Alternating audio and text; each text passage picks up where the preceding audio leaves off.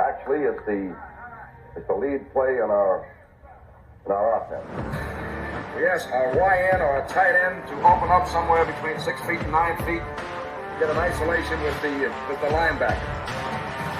Tell the tackle to take the defensive end if he's over him. If he's not, to drive down on the first man to his inside. If the YN has the linebacker taken out, he cuts inside. If the YN has the linebacker in, he comes all the way around. If you look at this play, what we're trying to get is a seal here and a seal here, and try to run this play in the alley.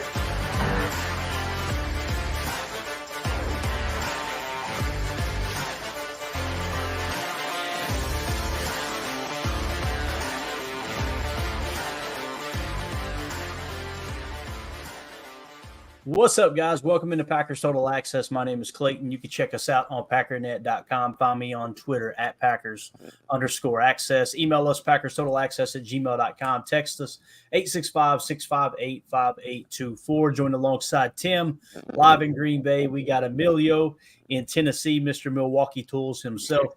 And we got Jacob the Beard on the Wisconsin-Minnesota border. Got the cleanest beard this side of the Mississippi, or that side of the Mississippi. I can't remember. Wisconsin's on the other side of the Mississippi, right, Tim? That's correct. According to who? Well, that's a good question. Yeah, you're either east or west. Same side. We're on the same side of the Mississippi.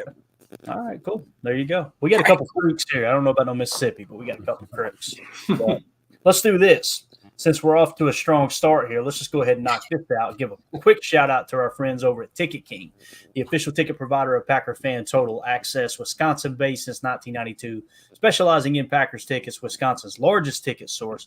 They've got offices next to Lambeau Field as well as in Milwaukee. You can click on the link in the video description that'll send you to theticketking.com, where you can register for free as a customer and get yourself ready for that May schedule release. Make sure you check with theticketking.com to get all your Packers tickets this coming season. They're going to be able to save you money and do it in a very, very convenient manner, I should say. So, again, that is Ticket King, the official ticket provider of Packer Fan Total Access Live. Appreciate them supporting the show. So, let's go around the horn here real quick. Before we dive into the stuff we're going to talk about, I want to get just kind of test everyone's pulse. And if you ain't got nothing, it's totally cool. But how are we feeling? We're 2 days away from the draft, right? 2 days out. How are we feeling about the draft? I'll start with you, Tim. First thing that comes to mind other than Enos Rakestraw Jr. The first thing that comes to mind is get ready for Goody to prove us all wrong. Yes. I don't care what you think or what your feelings are. My money's on he's going to do something that none of us have charted or have any perspective on. I still think there's a chance we trade back. Depending on how the first 10 to 12 picks, 15 picks go in the draft, we could trade up. I don't know. I do think that if we draft at 25, it will be probably somebody on the O-line or somebody on the D-line. That's my gut. But, I'm excited, man. It's draft week. It's here. 2 more sleeps, as they say, and it's draft day. And I'm just looking forward to finding out. Like we've waited. We've done so many mocks. We've been up and down so many times. I just can't wait till we have those players and we know who's a new Packer. It's going to be an exciting week. Absolutely. Emilio, we'll go with you now, man. Just want to kind of get your take. We're getting a little bit of feedback. I went through and muted everybody. It sounds like it's coming from you, Emilio. Go ahead. Go ahead and talk, see if it sounds all right, and tell me what you're thinking about the draft here. We'll cut you off rudely if it is. You might as well just cut me off now then, because I don't know what else to say, because I just can't wait, man. I'm Thursday needs to come, but that Friday is going to be wild. Maybe Goody trades out of the first and we just tear up the next 2 days. Maybe, if Dallas takes Graham Barton and, Latham's gone, he doesn't like the corners, whatever. But it's too close to being here where it's like I just needed to kind of fast forward. I kind of need to get through tomorrow really quickly. And then Thursday, just hammer it out because then it's game time. Yeah. I know it's exciting, man. All the information coming down the pipe. It is you that's giving a little bit of static, Emilio. So if you want to try to kill the camera, see if you can fix it real quick. We'll we'll get Emilio back on here in a minute. But Jacob, what do you think, man? How you feeling? I know there's all the talking heads are making their predictions right now. I had a couple people approach me on Twitter, and they were asking me, who do you think we're going to take? I'm not even going to try to guess. I'm not going to sit here and pretend like I think I know what's going on. But we've got some of the good fits. Obviously, I seen Rob Domofsky. If I understood correctly, they did their ESPN mock draft where all the insiders for each team makes their pick, and I think Rob Domofsky said Graham Barton, I believe, if I remember correctly. But what do you think, Jacob? How you feel 48 hours out, man? That is a possum in a dumpster. That's perfect. Says it right there. No, I'm weirdly calm, man. It's like we've talked about how we've never really been, personally, I've never been this prepared for a draft before. Like I've actually done my due diligence, man. If I spent half as much of this effort into like my homework when I was going to school, man, I'd be a 4.0 student, bro. I'd be getting up on them scholarships. But to be honest, man, Do You Rant says it the same. It's like 2 days until Christmas, man. I am so excited. I don't know how to express it into words. I say, pause. Why y'all making fun? I bought a bunch of really fly T-shirts from the Walmart because I thought y'all would like them. Now I'm just getting a lot of heat. All right, so that's the way it is, man. I don't know what to tell you, dude. This was an interesting one, Coach Len. I personally love Xavier Legette. Eric Southern, if he's in the chat, I know it's gonna bite me in the butt. This guy is a unbelievably talented wide receiver, and he's from way down there, and I think he's Louisiana, like real deep Louisiana. The guy has an accent that is so amazing, that is so beautiful, that like I just want him to be a Green Bay Packer because I think that like people think that the Wisconsin's kind of like up there, northern tundra, like for most of the year, for like 3/4 of the year, we are the deep South hillbillies. Like we are just a bunch of, that's all we do, man. It's just all we do. So I would love Xavier. I don't know what round we'd get him in. It's probably one of those that I wouldn't be okay with unless he fell to like the 4th, 5th, probably for sure. But I love that. It's going to be interesting. I had a tweet I was going to share. We'll do that here in a little bit. Let me go ahead and drop that down since we're kind of kicking off with Xavier Legette. What they're talking about, obviously, is Easton Butler tweeted out the Packers hosted South Carolina wide receiver Xavier Legette on a top 30 visit per Justin M_NFL. So, obviously, Xavier Legette, like Jacob said, got the best accent in the draft. There's no two ways about that. When you start talking about, okay, what was he ranked? It really depends on who you listen to, right? Like on my board, I am really I'm kind of low on Legette, to be honest with you. I'm going to try to get it updated here and go ahead and add in the fact that it was a top 30 visit and a Senior Bowl participant. So he's one of those guys for sure. He does not meet the maximum threshold, but when you look at him on my vertical board, I've got Xavier Legette in the 166 spot. So significantly lower. Now, what brings him down, and I double-checked this, his PFF grade in 2022, he was the 911th ranked wide receiver, according to PFF grade in 2022. If you remove the 2022 grade, he was the 37th highest graded receiver last year. He was 41st on the consensus big board at the time. He was 83rd on the 33rd team, and he came in 49th spot on Daniel Jeremiah's top 50. So if you were to remove that, his number is going to be significantly better. Honestly, if I looked at it in that regard there, what would it be? Let's see where it would place him. If we went with that average there, you're probably looking at somewhere in the 40 range. So if his point total was 40, without the 2022 grade, that would put him about the 24 spot on my board. That's how big of a difference it is, right? So just something to kind of take into consideration. Really, what it comes down to is how much weight do you put in the PFF grades, right? And is it important to have a couple of years of good grades as opposed to just one, right? That's really what it comes down to. Let's share the screen here and let's go to would you guys rather see the consensus big board or would you rather see the PFF board on him? What do you think, Jacob?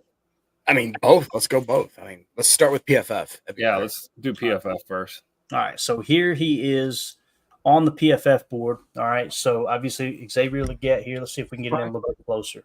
There's a guy. Yeah, so out of South Carolina, 23 years old, 6'3", 227 is the measurables they had on him. I don't know if that's accurate or not. We can kind of cross check it with some other sites in a minute. You guys see in 2021 the PFF grade on 239 snaps was only a 58.7. In 2022, 261 snaps for a 56.5, and then in 2023, 636 snaps. For a grade of 82.5, making him the 35th highest graded wide receiver. He's a sophomore, evidently. You know, that stuff gets a little wonky with the COVID stuff.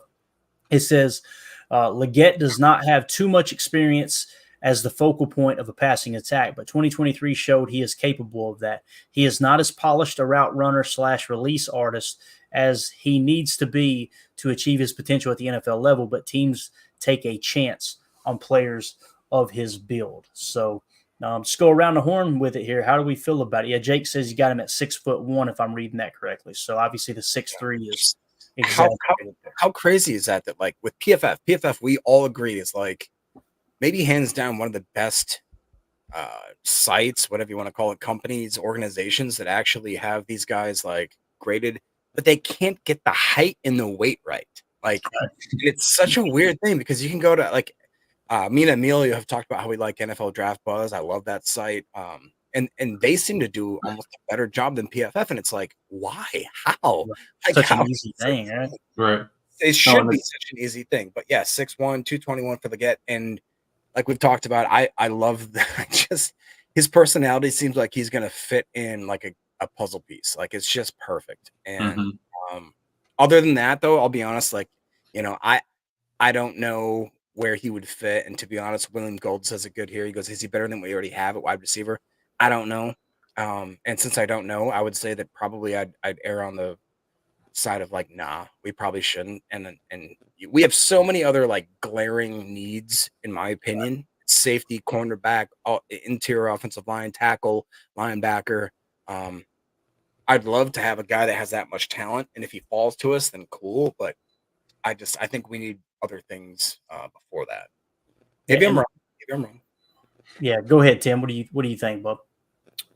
Yeah, I'm with you. I mean, I think a lot of Packer fans feel the same way. We're not opposed to snagging a receiver in the draft, but I think all of us would prefer it be, 6th or 7th round after we take care of a little bit more positional needs. But we do have to remember that, it's not always about necessarily positional need. It's about best available sometimes too, and sometimes the draft kind of forces you to play your hand, and you kind of got to take somebody on the board. We've talked about that before. But as far as Xavier Legette, the thing that stuck out to me a little bit, he's really good at the catch point.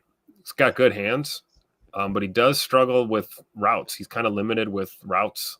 His route running ability, and struggles to get separation at time. I've seen more than a few, write-ups on his separation. So that's something to keep an eye on. Obviously, he's not going to alarm anybody and be a top 10 pick or anything. So that's to be expected. But it is something to kind of keep an eye on.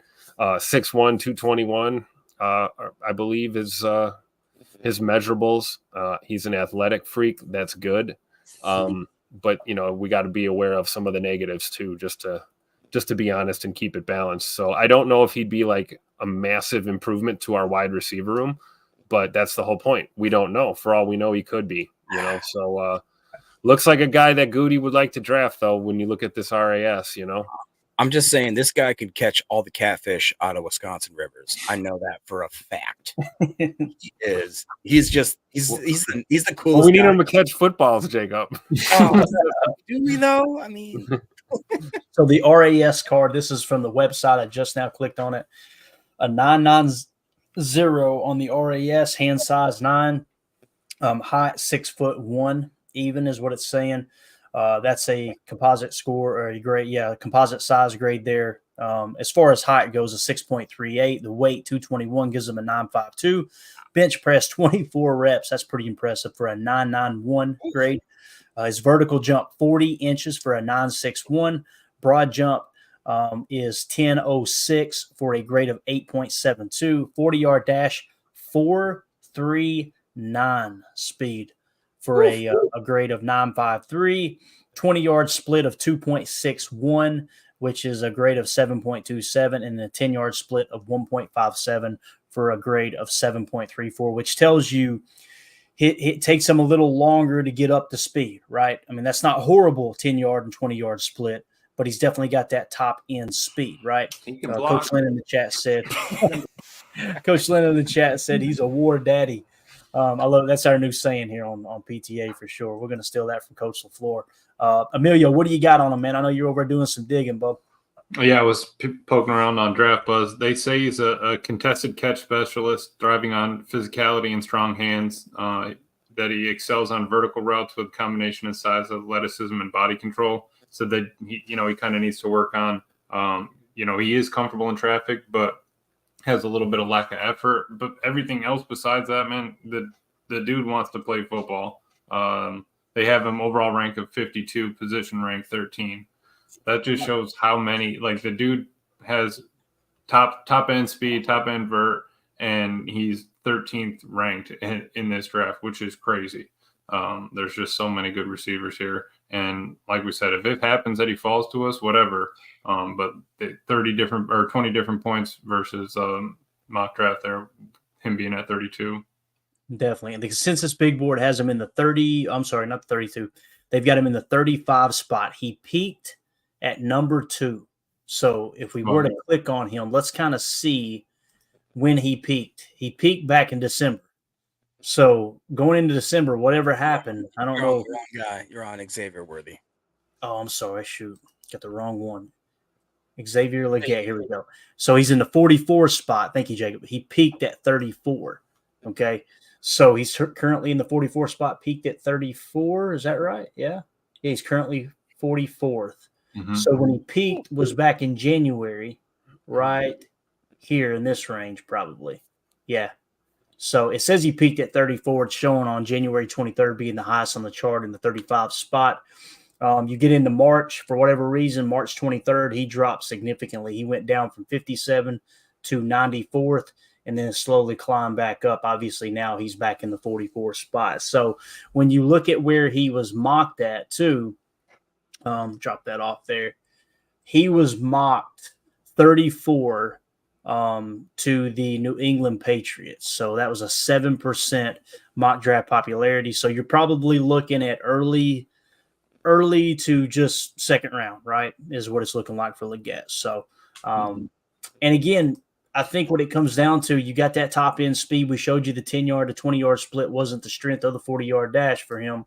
However, it was still enough to get that motor going, and he's got some top end speed. It's just, I don't know, man. There's still a few questions. I guess the question is, are we willing to take him with a second round pick? I know my answer is no.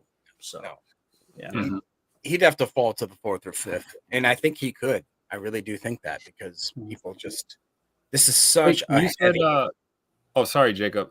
Clayton, you said 33rd team had him at 83? Let me see here on my vertical. He's at 91 now, so he must have dropped. Well, on 33rd, according to 33rd team. They got him 11th overall as a wide receiver, 91st overall right now. Gotcha. So that may have changed recently.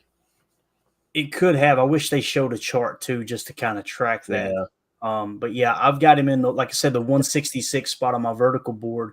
At the time that I took the 33rd team data down, he was 83rd at that moment. Now, keep in mind, they were still building their board out, but they try to key in on some of the more important prospects first, which tells you a lot about what they think about them. So, yeah.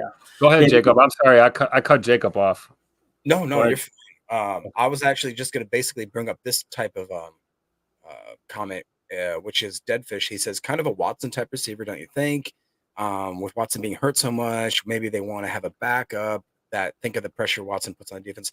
I kind of agree. I kind of disagree. I don't think he's the same body type. I think he's much more of a solid, just standalone X, like one of those like Andre Johnson types, like one of those, just a very physical wide receiver. The only other thing that I think about here is like what John said. It's like if he's the odd man out, or if we draft him, who else is leaving the Packers organization, guys? We've talked about how much we love the wide receiver group here in this. Samari Toure. Yeah, that's what I was just gonna say, Tim. Is it'd probably have to be a guy that I personally love him. I love him to death. I really do. I believe he was a Nebraska guy, if I'm not mistaken. Yep. Love the guy to death, but just it's at that point now where we maybe do have to start thinking about the fact. And I think it was maybe Joe, Coach Len, somebody said that we haven't had this type of like XL receiver in a minute. So Alan Lazard was that type of guy, but he didn't have that speed. He did not have that kind of like get off the ball type stuff. So it's intriguing, but I don't see it actually happening. It's just fun to think about. Yeah.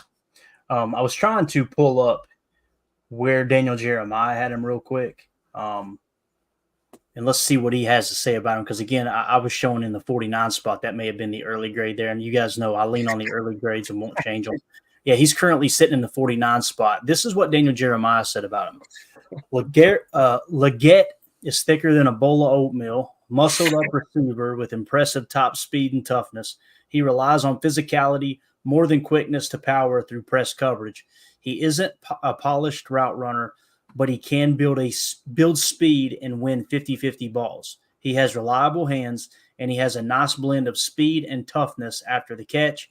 He plays much faster with the ball in his hands. Overall, Legette doesn't offer a full complement of routes, but he can do damage with his select few. So, Tim, you hit the nail on the head. It's just an unfinished route runner, but someone who's just got a ton of physical ability, right? Yep. So that's really what it comes down to. At 6'1", if he was 6'3", you'd feel a lot better about him. Right. And maybe, like I said, maybe his family hacked PFF's website. I don't know, but you got to do what you got to do to, if you ain't cheating, you ain't trying. Type We thing. brought Dre Miller into camp last year. You guys remember that? We were kind of looking for receiver bodies at camp, and he was that type of guy, right? A little limited with the route running, but could stretch the field, bigger, good hands type of guy, and just didn't find his way onto the team, So I would think if Legette does in fact get drafted by the Packers, he's going to be competing with the bottom depth chart guys for sure. No, I think it's a great point. Deadfish in the chat said he just needs Wick's school of route running. Absolutely.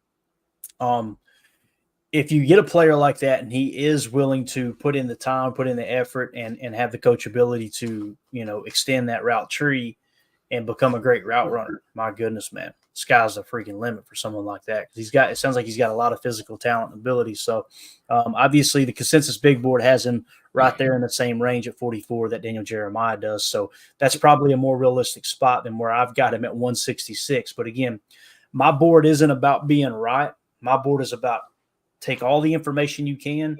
Essentially what you've got with my board, especially my horizontal board, the vertical board will tell you everything, but the horizontal board is basically saying these prospects at the top are the safest prospects, right? It means they checked all the boxes.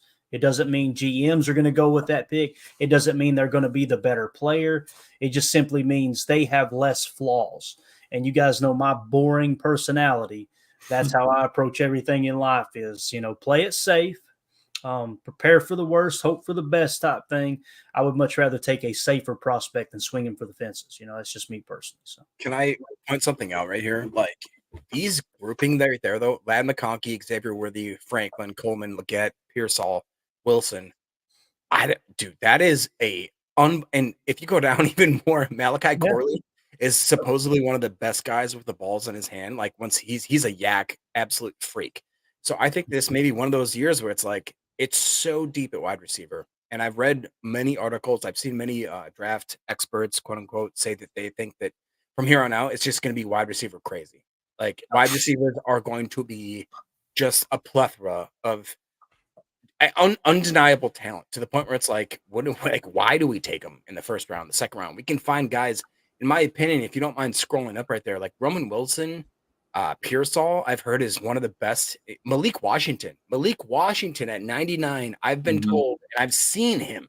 He's maybe the most dynamic player I've ever seen with the ball in his hands. Like, not ever, but like in this draft, he's insane. Jermaine Burton, we've talked about that. Devontae Walker, big body wide receiver that is a possession wide receiver. He's at 91. On most, drafts, he could be in the top 20, like easily. Right. So You mentioned Malik Washington. He's sitting in the 129 spot on my board simply because of the 2022 PFF grade as well. In 2023, he was the third highest graded wide receiver in college. that's what I'm saying. And here's what's crazy. An 8+ RAS is what I have on file. It may have changed, may have shifted a little bit with the exact measurements coming in. But also, Greg Cosell absolutely loves Malik Washington. So that's in my notes here for sure. Let's see if I think we had a note here too. Yeah, what Greg Cosell said was he just knows how to get open. What he said. So, Little guy.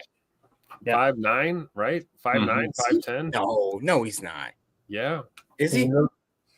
Let's see if we can pull it up real quick. Yeesh. Yeesh. Yeah, we can't get the hot 5'8". No, he's not. Yeah, see, that's the one. 4'7". That's the one that Greg Cosell said you're not going to use him on the boundary. I remember him saying that. He's going to be kind of that slot guy, these jet sweep type guy. He's a dude that can create separation. You know what it sounds like, and I know he's bigger than 5'8". The way he's describing him is Randall? a little bit of Randall Cobb, a little bit of Jaden Reed, to be honest with you. Now, the difference with Jaden Reed was he could play Z. He played the hell out of Z in college, especially 2 years, the year before he came out in the draft. But yeah, I can't believe we're talking about wide receivers 2 days before the draft. We've been on this for like a minute now, and it's legit. It's legit. It's important, like what you were saying, Jacob, because this is what shapes the draft. People, I don't want to hear quarterbacks. I don't want to hear wide receivers. I get you. I don't either. But when you're heavy in a draft at those specific positions, that's what's going to determine what falls in the Packers' lap too. So when you were talking about these receivers, what I want you guys to key in on here, we're down here in the hundreds, right? Let's pick up right here. Look at how many peaked. Look at the peak right here. Look at McCaffrey, he peaked at 65. Look at Jacob Cowling. He peaked at 21. Brendan Rice peaked at 63. Johnny Wilson peaked at 67. Malik Washington peaked at 61. Jermaine Burton peaked at 42. Devontae Walker peaked at 35. Javen Baker, 84. Jalen McMillan, 64. You see what I'm saying? Like, these guys are outside of the top 50 now, but at some point, they were well within the top 50 in most cases. Just wild. So, Keon Coleman at one point was considered the best prospect in the draft according to the consensus big board. He's sitting in the 40 spot now. So, people are going to be able to get a really, really good wide receivers in the second round. There's two things you could say to that, and we talk about it all the time, Tim. Like, if you get a receiver, if you get a heavy receiver class, other than the guys that are considered like those blue chippers, those day one starter type players, teams are looking at this going, you know what, we can address receiver in the next round. And now what happens is those receivers start to fall. Mm-hmm. There may be a situation where in the second or third round, Goody takes a wide receiver because the value is just too good. He may have someone that's 2 or 3 tiers higher than where you're currently picking. That's the beauty of the draft for sure. So, all right. With that being said, we're sitting here talking about rookie receivers, right? Or potential rookie receivers. Why don't we do this? We got a video that the Packers posted on their Twitter account, I think it was earlier today or yesterday, talking about the impact that the rookies made last year. Why don't we key that up real quick and check it out?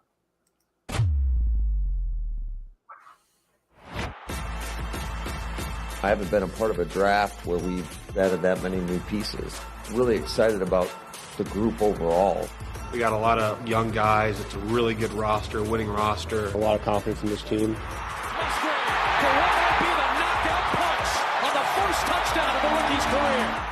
That's exciting to draft 2 tight ends. Both those guys are big, physical, fast. I've always been ready to get in the huddle and play football. I didn't know I'd be a third-round draft pick, but I knew I could play in the NFL.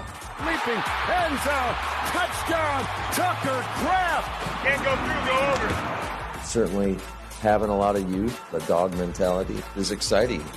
For the receiver group, we made it a standard. It really don't matter about the age. Touchdown! The rookie Dontavian Wicks! I've been playing ball my whole life, and I still don't think I've scratched the surface of what I could be. These 4 rookies were responsible for 20 touchdowns last season. Jaden Reed led all Packers with 10 TDs of his own, highlighting a stellar rookie campaign. With the draft right around the corner, Brian Gutekunst is looking for even more young talent, perhaps some that can make an impact day one. A lot of the success we've had, I think, the last couple of years, I think just been a lot of opportunity. The opportunity can lead to these guys getting to where they've gotten to so quickly. Dontavian Wicks! Oh my goodness! We're asking of these guys that we pick to come in and be positive contributors to our football team. The last couple of years, there was just a ton of opportunities for these guys to go seize, and credit to them, they did. Leaping grab, touchdown, Jaden Reed! That's what we're trying to create as we move forward, is just making sure that there's always going to be opportunities for guys to excel. This receiving is tough. Perfect drop, Tim. Absolutely perfect drop. So, again, no one here is saying that, hey, man, we need to go out and address receiver. It's just, it's so deep. I wouldn't bet against the Packers taking receiver. There's probably going to be a situation when one falls in their lap and they feel good about it. But, again, it's just so nice to have – it's hard not to grin because all those receivers they just talked about, all those tight ends, rookie contracts for the most part, I mean, you're set for such a long time. That salary cap hit for the wide receiver room is going to be so low for so long. Mm-hmm. Goody made a comment yesterday at the presser too. He said what they're seeing in today's NFL is on average 1.6 players in every draft class re-signs with the team. So out of your entire draft class, less than 2 on average. So you'd say every 2 years you're signing an extra one, essentially is what it's saying. But on average, you're only signing 1 to 2 players from that draft class to a second contract. So immediately my mind goes to who's up first for contracts in our receiver room. Romeo Doubs and Christian Watson. We're still not, obviously not this offseason, but next offseason will be the big talk for, are we going to re-sign those 2 guys? Probably not going to.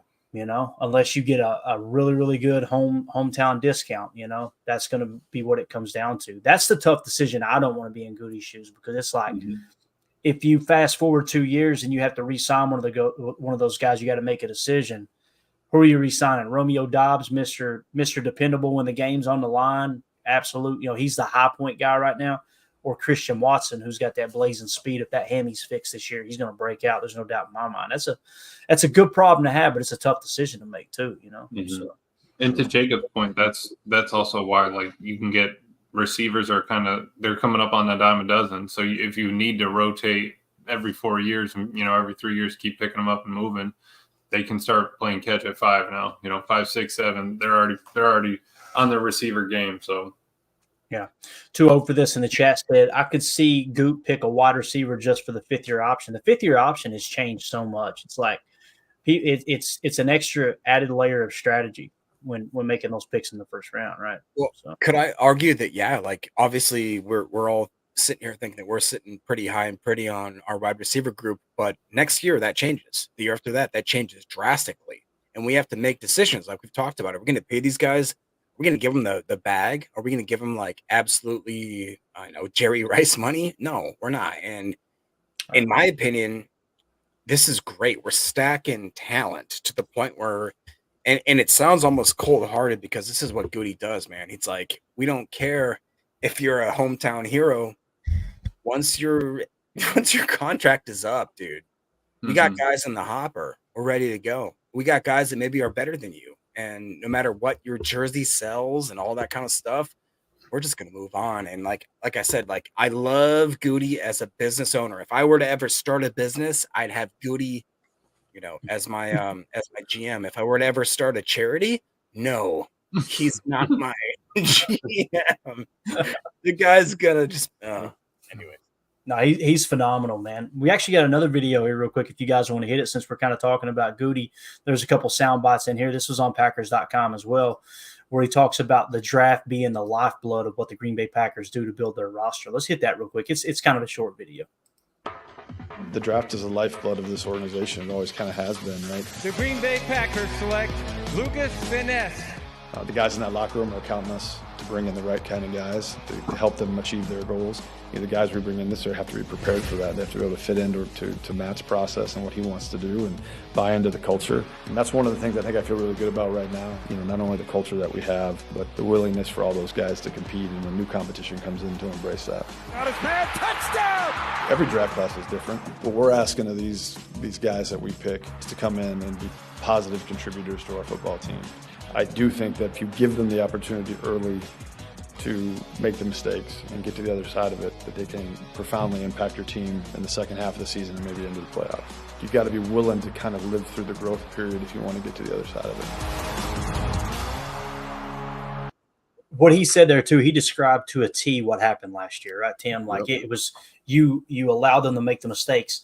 You guys know how I felt about Aaron Rodgers, right? I was a big Aaron Rodgers fan. You're never going to convince me that Goody made the right decision signing him to an extension and then eating that dead money. I just think that's just you bought high, you sold low. It is what it is, right? I don't think he expected that working relationship with Aaron to get to the point where they couldn't make it work, and obviously it was a miscalculation. But one thing I can say, and it's so obvious, if Aaron Rodgers had been the quarterback last year, those young guys wouldn't have got as much an opportunity. There's no doubt about that. Because there would have been 2 or 3 players on that roster that Aaron wanted, right?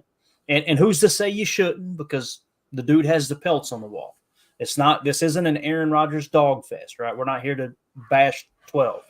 First ballot Hall of Famer, arguably the greatest thrower of the football in the history of the game. But the fact that they moved on from him and went with Jordan Love is the whole reason that we were able to get those growing pains out of the way. And you've got to tip your freaking cap to Brian Gutekunst, right, Tim? I mean, that dude, it took some, I won't say the English version, but we'll go a little, it took some huevos to do that. You know what I'm saying? So anyway, what do you think, Tim? I love it, man. That's my GM right there. What'd you say all year last year, Tim? Let the kids play. Let the kids play. And, and it comes with growing pains, right? I mean, sometimes you got to let the kid fall down and dust himself off and get up. So, he or she knows what it's like. That's life, right? And it's the same thing in the NFL. You draft these guys because you believe in them. You put them into a system because you believe that they're going to fit and they're going to understand the culture and what we're trying to build here. And you've got to be ready for the fact that they're going to struggle early. And it gets greater later, as they say. Not everybody comes in and they're just lights out right away. We see that once in a while. But for the most part, rookies need to develop. And, we're seeing that with a lot of our young players now that are coming through, their journeys. It's the same thing we could say on the defensive side of the ball with guys like Quay Walker, going into his 3rd year right here. This is a pivotal year for the trajectory of his career, and kudos to the Packers for, putting that belief in him and, other young players on this team and letting them learn as they go, because I'm convinced in the NFL, man, the only way to get better is to get snaps and to be out there. And, sometimes you got to just struggle and get over it. And it makes you a stronger player later. Some guys don't. Some guys just struggle and they struggle and they struggle. And then they're working at Home Depot. So it's just they're working at Ola Home Depot. Yeah. So what are you going to do? It's the NFL. It's, the highest level of football for a reason. So I just think it's cool to see that our GM has that mentality that we're not going to cut and run from guys just because they struggle, Right. Yeah. And it makes players want to play for that organization too. There's no doubt about it, that they're not going to just, everyone isn't walking on a thin thread, right? It's just, all right, look, we're going to have a chance to grow together. Let's pick each other up. That's what Jordan Love did so well. Ben Holden in the chat said, Jordan Love is Brett Favre first, Aaron Rodgers second. I think that's a very good description, man. Some of those throws Jordan made last year, Emilio, bro, it was just like, yeah, that felt like Favre right there. And some of the montages that Eli and I think it's Eli Berkowitz on Twitter and a couple other people had put together were just phenomenal. Like side-by-side shots of videos of Favre making a throw against the same opponent, right? Like the Lions or whatever. And then it would go to the Jordan Love throw. And it's like, we've seen this movie before, Emilio. Yeah, oh, definitely. And watching, I still remember that throw in Atlanta. It was a flea flicker, the play action pass right off the bat. Oh man, he can absolutely let that thing rip. And I just seeing him grow alongside the rest of the young guys. Like Jordan Love is still young, right? He's on this. We're going to get him his second contract, but he's still young. That's not the problem. And I think that, we're just going to keep adding talent. And Goody doesn't care if we're overstocked on talent in one position. I mean, I think that's fine that he turned it into draft capital, all part of the plan. But if he can just get good players and, stick to his board, if it's worked, I'm pretty sure Greg Cosell was saying every year, teams aren't going to say this, but they aim to get 4 starters out of their draft picks. Right. Goody has been hitting that, right? Goody has been actually making that happen when other guys are just shooting for that. So that's something crazy that, we're lucky to have him. Like Tim said, we're over here saying that it's my quarterback. But we're saying that for Goody, right? Right. So, it's my GM, man. It's my GM.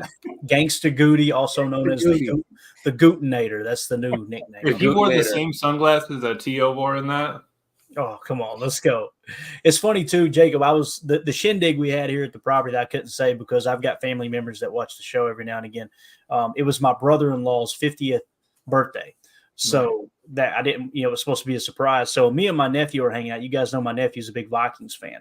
We're sitting at the table, eating dinner or whatever. And I was telling him about how funny it was watching Chicago Bears fans react last year. Because it was like early in the year, it's like, oh, Love's a bust. And about 3/4 of the way through the season, I remember one specific tweet that said, pack it in, boys. They did it again. They did it again. Right. And he said, this is exactly what Sammy says. And he said, watching that game against the Vikings, I think it was New Year's Eve, he said, off his back foot, and just he went, ooh. He went, it's not fair. That's what he said. I laughed, bro. Like, yes, that's that was the back foot to Wicks, if I'm not mistaken, wasn't it? Yes. Yeah. Hilarious. That's when everybody went, oh no. Yeah, exactly. And we all went, ooh, we did it again. So we'll see. We'll see if it shakes out. We got a question here earlier in the chat from Tony Holman said, what's your take on Cole Bishop? Cole Bishop's getting talked about a lot, guys, a lot. Ryan, if you guys haven't listened to his pod, he did a safety breakdown. He did 2 pods yesterday. He's just been churning it out with the prospect breakdowns. He did the safety position, and Cole Bishop, I immediately texted him as I heard his take on Cole Bishop. I'm like, dude, I can't figure it out. Like, I told him, I said, are you not worried about the PFF grade? And his immediate response was, well, the year before was good, right? And it was. I think he was 139th graded safety. Not great, but good, right? In 2022. But in 2023, he was 529th. We broke it down the other day. We were kind of looking at some of the safety statistics. The consensus big board obviously had him in the 97 spot early on. The 33rd team had him at 74. And Daniel Jeremiah, I think his final list, he comes in at 61, right? So, again, he's sitting in the 115 spot for me. But this is the largest bonus I've ever put on a player for Greg Cosell. Greg Cosell raved over him. He was just like, he can play anywhere on the field. Mm-hmm. He's got everything essentially. I'm not as high on him as others, but again, my board is very safe in that regard. I think probably 115 isn't too bad of a spot to put him in. How do you guys feel about Cole Bishop? Obviously, I think it was him. We were talking about the wingspan and everything too, if I remember correctly. But Jacob, I'll start with you, man. What do you think about Cole Bishop? Man, I'll be cool with it around round 4. That's where I'm at. I've seen the comparisons to where he's like who's the Harrison Smith guy, can move around the field. And again, it's one great of those communicator, right? Great communicator. Yes, very much.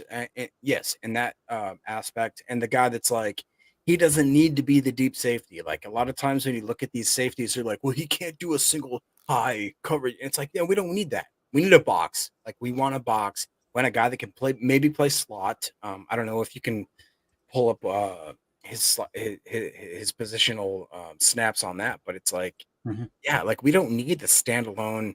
I mean, don't get me wrong. I love to have Newman. I love to have all these guys that are, apparently the best safeties, but I think there are some like low draft just gems that are just sitting there. We've talked about, I mean, I know Tim loves we've talked about Oladapo, which is actually kind of funny now because as I look, he used to be available with the last pick in the 7th round. This guy's going now in the 4th in PFF drafts. So that's cool. That's cool to actually see that he's moving up.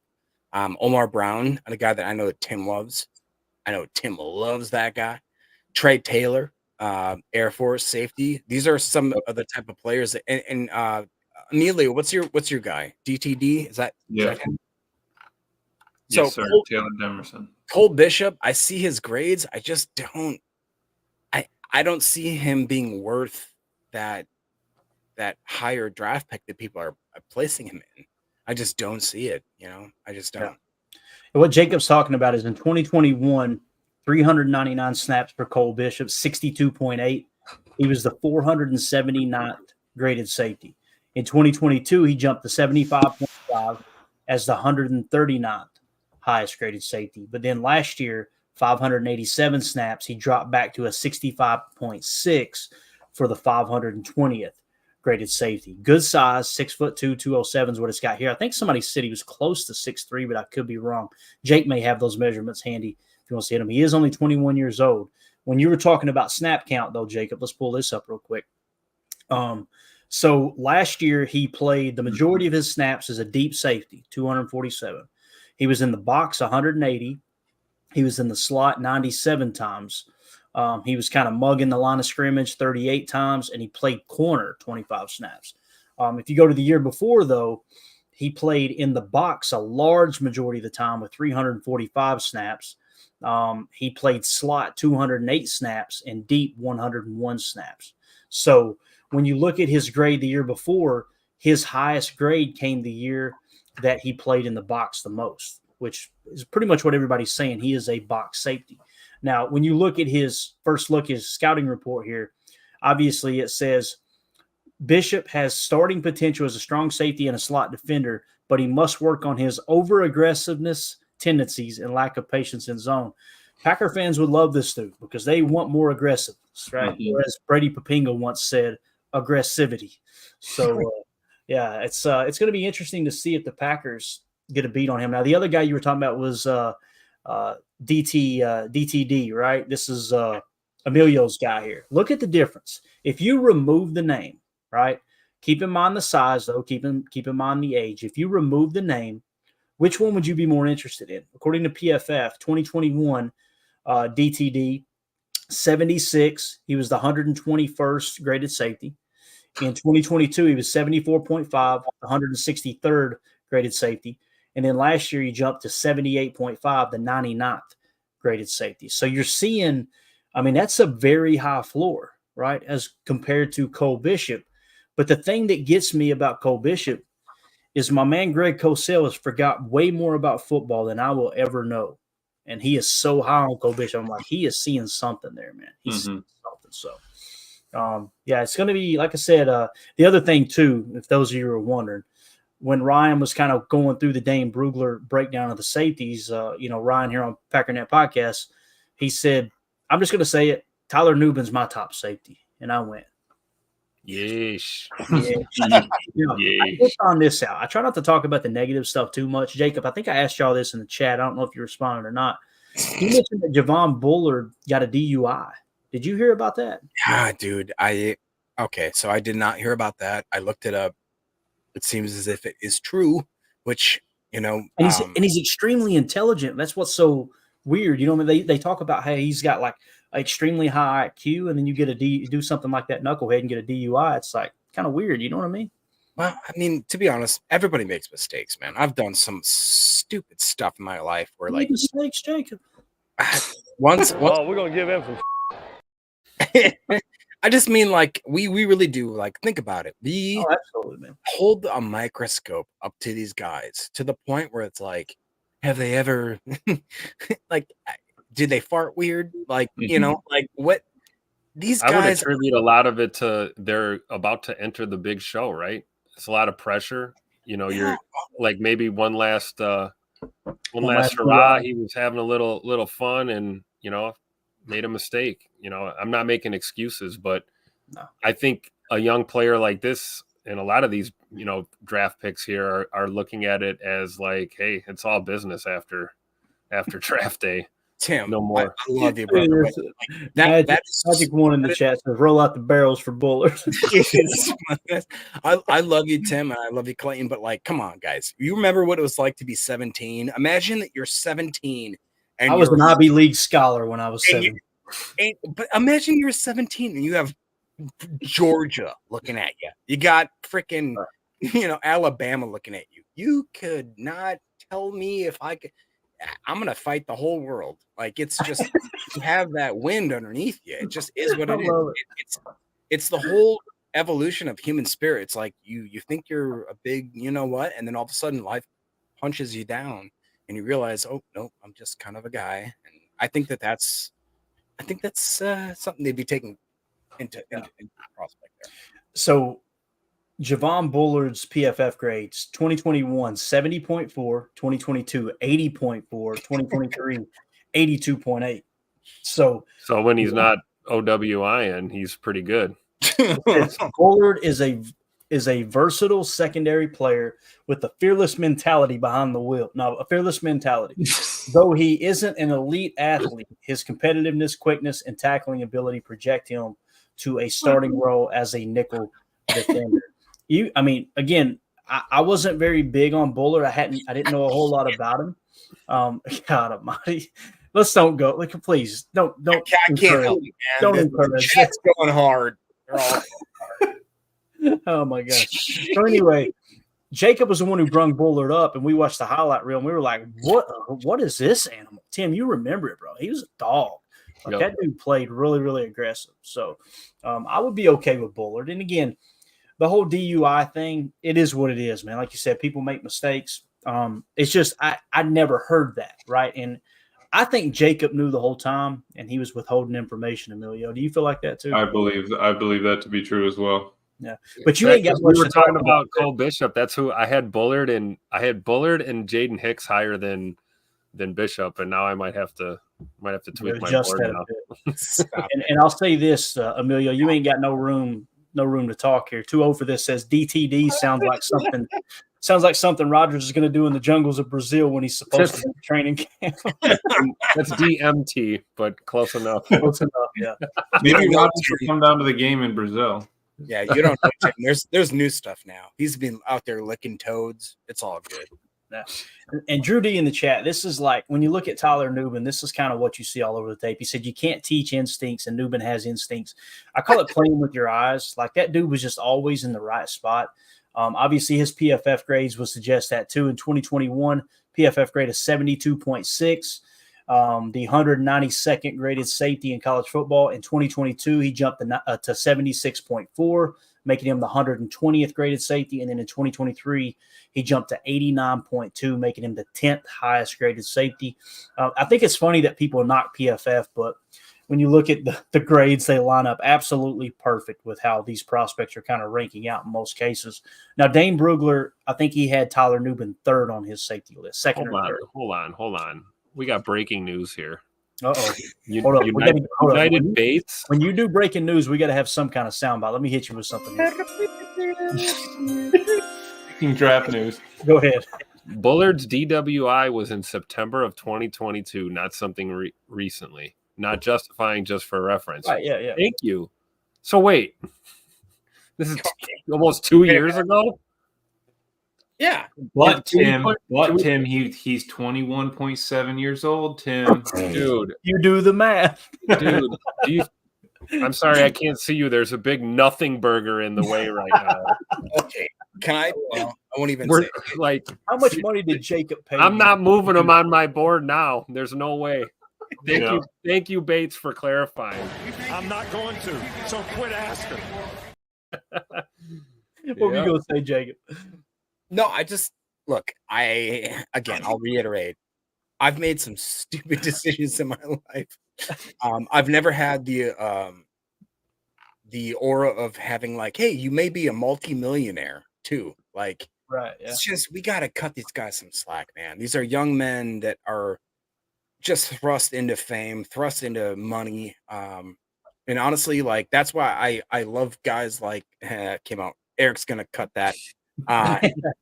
Aaron Jones types, you know what I mean? Like guys that really do come in there and they just they do their job and they make everybody better and they just kind of like grind it out. It's like it's cool, man. It's just nice to see there. He isn't kidding. Chad is so out of control. It's so good. Let's give a toast to Buller for not screwing up again. Anyway, he's going to be a Packer, and we're all going to be like, "Oh God, what have we done?" Yeah, watch me take him and Devondre, and they're like, "Just don't go out, dude. Just don't go out." There's rumors. There's this myth that there's a place called the Oval Office that exists. It's not real. Don't even go looking for it. All right, it does not exist. You sure about that? With Tyler Nubin's scouting report, Tyler Nubin says Nubin possesses the athleticism, football IQ, and talent as a run stopper to be a versatile and impactful safety in any scheme. He would likely make the most plays in a system that consistently uses a two deep coverage, and allowing him to play free, robber, and box safety roles. It just so happens we just went and signed the best deep safety, one of the best deep safeties in the league, right? So that would be a perfect compliment. I'm just saying, man, little enforcer. So, yeah, with that being said, all right, Drew, come on now, buddy. What are we doing?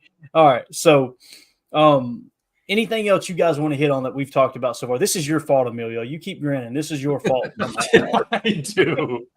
Emilio's pouring gas on the fire. Jacob's over here walking around On my knee. We pride ourselves on people being able to hang out and talk in the chat. And as long as you're not being disrespectful for each other, everybody's got an opinion. It's cool. But you guys are pushing it today. And I know it's my fault. I'm not going to sit here and shy away from it. Anything else you guys want to add before I play a really cool draft day video of a trade that happened? I think it was last year or the year before. I have one thing. I started a new job recently, and I get to work with a bunch of really great people. And there's like one guy. He's so from Jersey that like he's everything he says. Oh yeah. And he asked me. He goes, team? And I'm like, yeah, it's the Packers, bro. Like I'm a diehard Packer fan. He goes, oh my God. He goes, God.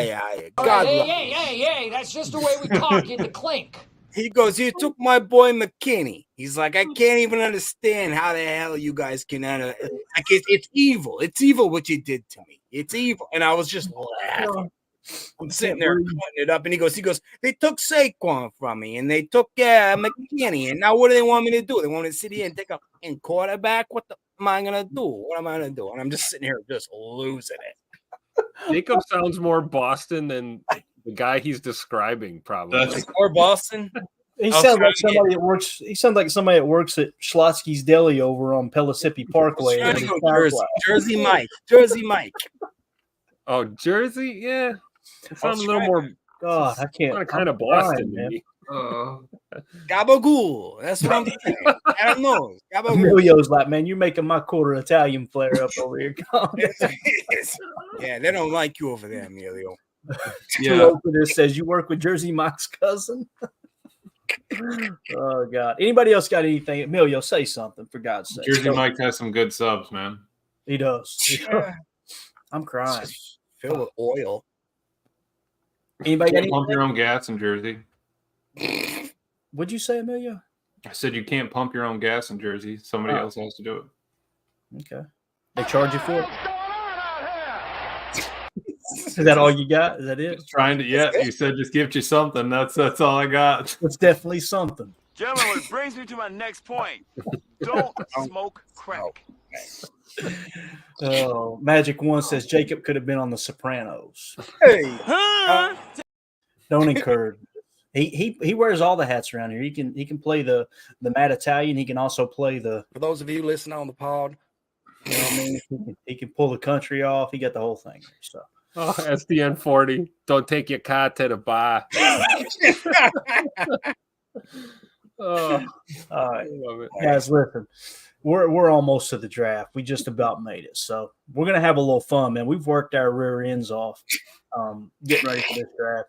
I finished the board last night, and I literally leaned back in the chair and went, "Oh," because it took forever, man. Let me give y'all one last glimpse here, and then we'll play this video. I want to show you the horizontal board and just how much information is on this thing. It is absolutely wild. Let's see here. Let's pop it up here, right? And let's zoom out. Let's just give you kind of you're not going to be able to see the names, obviously, but look at this board. And Emilio, I've got you a copy. We're going to get it printed off tomorrow. So when you're here at the house, obviously you'll have a laminated copy of this that we can work. We'll also have the 33rd teams as well. Every prospect with a grade on them, right? You got the positions running horizontally, hence the horizontal board.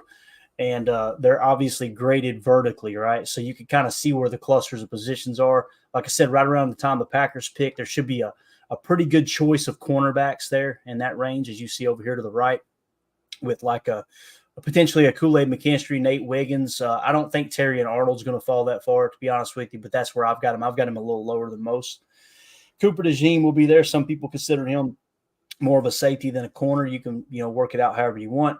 Ennis Straightstraw sitting there as well. You see the tackle depth that we talked about the entire process, absolutely loaded with tackle. When we're talking about wide receivers too, at the top, you got Marvin Harrison Jr., Roma Dunze, and Malik Neighbors. Some would put Brian Johnson Jr. in there as well. He's not there on my board. But then as you get down here, look at how this stuff gets bunched up at the wide receiver position. Like, look at all these receivers in this column right here, man. That's what we were just talking about, right? They're all bunched up there together. So, and then the other thing too, when you get to the safety position, you got Tyler Nubin at the top on my board, then Javon Bullard, right? Don't take your bar to the car or the car to the bar, or whatever it was. You got Oladapo. Then you got this cluster that Daniel Jeremiah was talking about, where they're all kind of bunched up right there. And you just take your pick. What kind of DB do you want there? What kind of safety do you want? So, the linebacker position is another big need. You see big void at the top of the draft is linebacker position. The board reflects that. Then you got Junior Colson, Peyton Wilson, Cedric Gray, Edgerrin Cooper, Jeremiah Trotter Jr.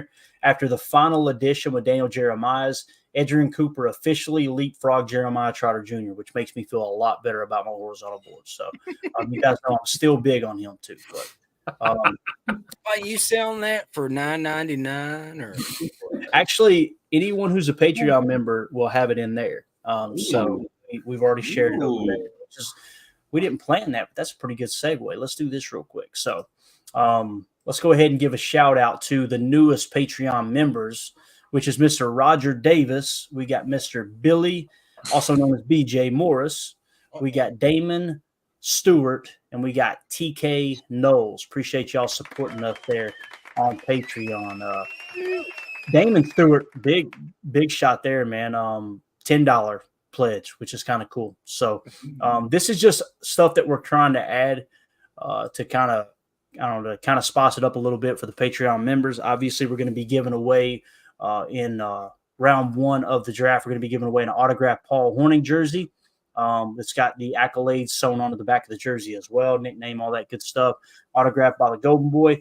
Anyone who is a Patreon member going into round one, try to get it in the night before, because there's no guarantee if you wait till the day of the draft when you become a Patreon member. I may already have the giveaway set up, but we're going to spin the wheel during the first round, and whoever it lands on out of our Patreon members, they're going to win this autographed Paul Hornung jersey. So it's really, really exciting there. So again, appreciate y'all supporting the show. It's just a way for us to give back for y'all always showing support. So can I say one thing real quick? My father, I gifted him a Paul Hornung football like 2, 3, 4 years ago. He just texted me like as we were starting this draft. He goes, "Hey man, I don't got nothing to do with this football." He's like, if you want to donate it to your podcast, that'd be cool. And so I thought, all right, that's cool. So if you guys want to just have an extra incentive, maybe we give like a third, fourth, or consolation prize, I'll give you a Paul Hornung autographed football as well. Cool. Add that. Yeah. Why don't we do this? Why don't we remind me of this too, Jacob? Why don't we on day 2 during the second and third round? Why don't we do the Paul Hornung? That I like it. Boom. So We'll anyone put everybody's name on a dartboard and I'll try to hit it. No, we're not doing that, Amelia. I may have the pups up here. I'm not trying to go to the immersive. Oh no, yeah, no, we don't need that. No. We'll again, we'll do that with the Patreon members again as well. So that'll be good. So just make sure if you want to join the Patreon group, people are going. You talked about it. I don't know how to join it. There's a link in the description of this video that'll send you there, or you can just go to Patreon and search Packer Fan Total Access. Yeah, you can find it there. So yeah. Too old for this. Or hear me out. Just send it to my house. There you go. So. That's fair. That's fair. All right. We're at the hour 4 minute mark, and I wanted to play this video, so we're going to hit it real quick, okay? And again, I'm going to get that PDF file if I can. If not, I'm just going to send the exact link to the horizontal board to everyone in Patreon this evening. It's pretty much finished up now. But this video came, I believe it was, if I remember correctly, it was Monty Austinfort, who was the general manager, I think, for the Cardinals at the time, I believe. And this, we were talking about trades, right? And there's a lot of rumors the Packers could trade up. They could trade back. We're all team trade back here. I think we would all agree with that. But, you know, people talk about how it's just so easy. They make it sound as if it's so easy to trade during draft day. Goody talked about, and he was somebody asked a great question during the presser yesterday, leading up to the week of the draft. You kind of already had some conversations. You're setting the stage for a potential draft. Hey, if we were to want to move up here or move back, what would you be willing to give? Okay, cool. And then when you get to draft day, it's okay. Is that offer still there? And again, like Jacob said yesterday on the pod, it's not like you got a ton of time. You got 10, 15 minutes, whatever the time is, right, to try to pull that trade off. Let's go inside the war room here for with Monty Austinfort and the Arizona, I think it was the Arizona Cardinals, whatever team it was. Watch them try to throw this trade together last second on the fly in the draft room. This is really cool stuff. Call Houston. You know what? Let me call Nick. Hey, bud, are you guys still interested? Well, what are you saying here? Yeah, right. And I text you back that wasn't enough. Yep. I'll give me 1 minute. I'll call you back. Okay, so they're still here.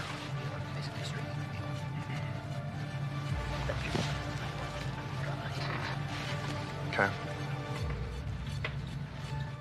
Hey, you guys are out, right?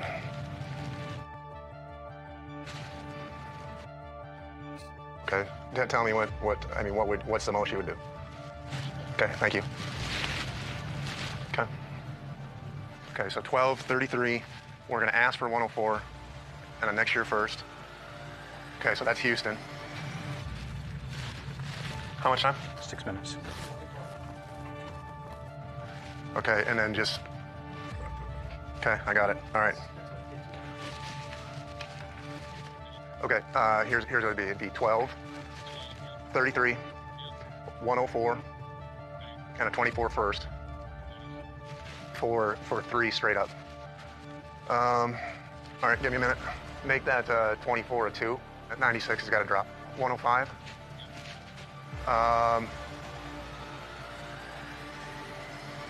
Okay, called in. Great. Wow. The Arizona Cardinals have traded the 3rd pick to the Houston Texans. Okay, so we're interested in coming up to 5. Hey, but okay, so we're back at 12 now. We want to come up to 7 possibly. Okay. You're either picking or you're gonna listen to what I got. Okay, all right, I'll look at it. Thanks. Okay, so 12 to 5, right? Vegas up there, so I know. Just keep these separate. And then let's start brewing up below that. Atlanta. It's going to be something similar down below. How much time? 7. Okay. So 12 to 6 for 12 and 34 for 6 and something late. See if he comes back. Hey, bud, how's it looking? You're gonna pick? Anything I can do? Okay, thanks, bud. See how I was picking. Hey, bud, what's what we're thinking? Yeah, let me put something together here. Okay. Okay, so hey, on this Vegas deal now, talk to me about this Vegas deal. Is that an even deal? Hey, so here's what it looks like. What deal do we like better, the Detroit deal or the Vegas deal? Hey bud, how are you? You guys picking here, or what are you thinking? Yeah, I think we'd do 34, and then we'd need something back. No, we want to do a 24-1. Get out of here. Why don't you just take a look at what it would be? Okay, thanks. Detroit. Hey.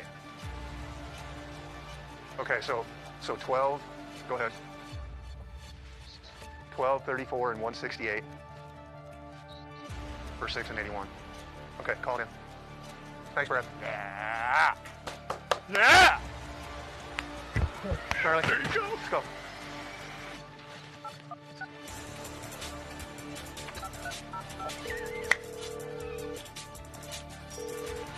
Hello? Is this Paris?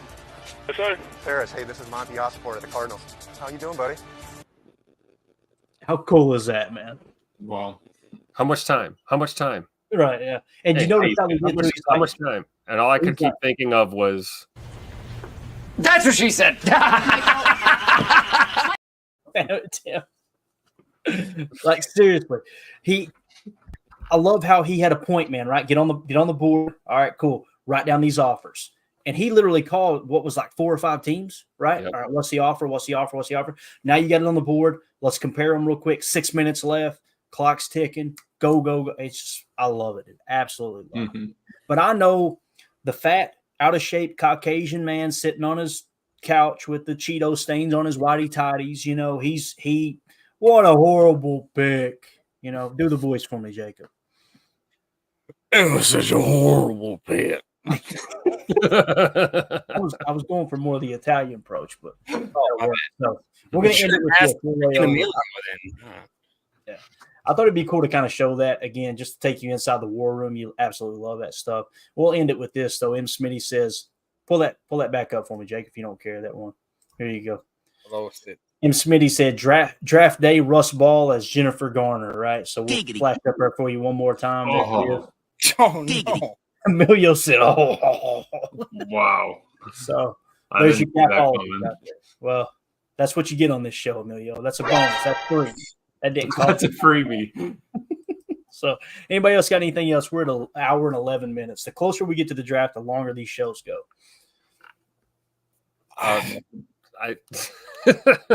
You got nothing, Tim? no, I lost it. I thought I had. Oh yeah, this would be kind of fun. How about a mock of who the Packers won't draft?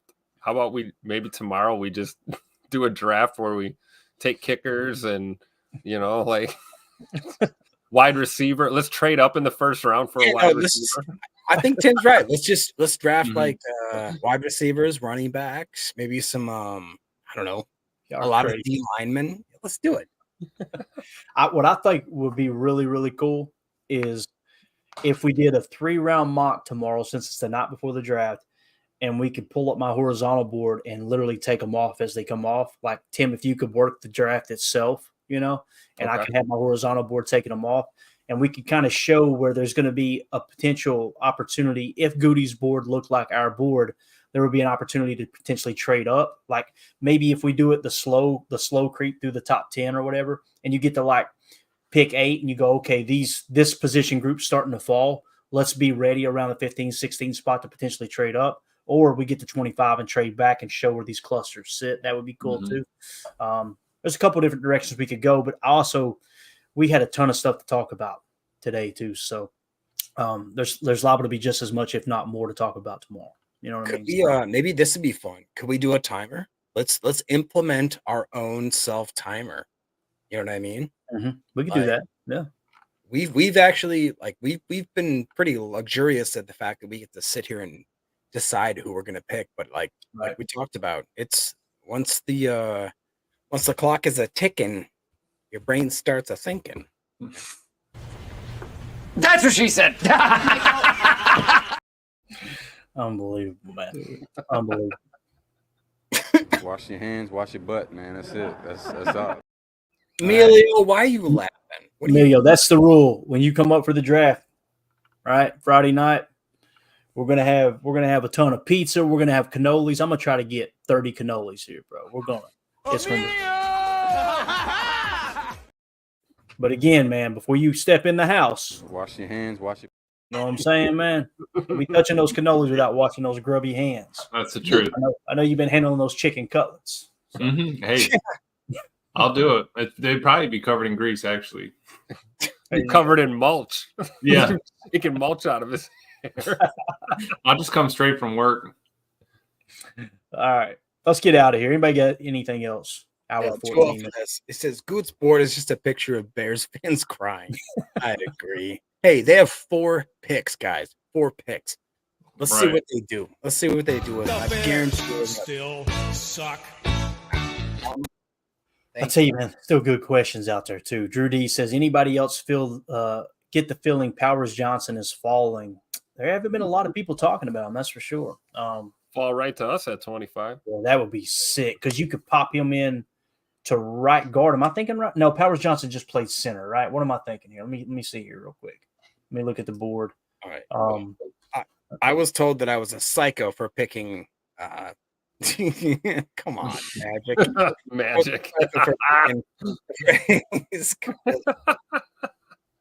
All right, this is a fruit shirt. All right, I'm feeling fruity. You're crazy, man. Right. Yeah, so Jackson Powers Johnson last year, all of his snaps, 829 snaps for center. The year before, he played right guard. So might be kind of cool if you could get Powers Johnson, plug him into right guard, and then move him to center as Josh Myers exits stage left next year. Yeah, you guys remember when y'all made fun of me for drafting a center in the first round? Just saying. I didn't make fun of you. I know you didn't, Clayton. You were one of my friends. I'm a good friend. He can block. I'm a good friend, but you see me looking earlier. Mandy hid my beard somewhere. I was going to put the beard on again, but I can't find it anywhere. So maybe we'll break it out for the He's draft. probably fumigating it right now. Exactly. You guys heard this at all? J. Cole. I heard JPJ has an attitude problem. I heard it on one of these shows on Fox Sports. You got to be careful with that stuff the week of the draft. Like the DUI wasn't fake, right? You see that stuff and you okay, that's a real, but the week of the draft, what happens is these teams will start putting information out to try to get guys to drop on the boards to make them available. Now, here's what I did hear about Jackson Powers Johnson.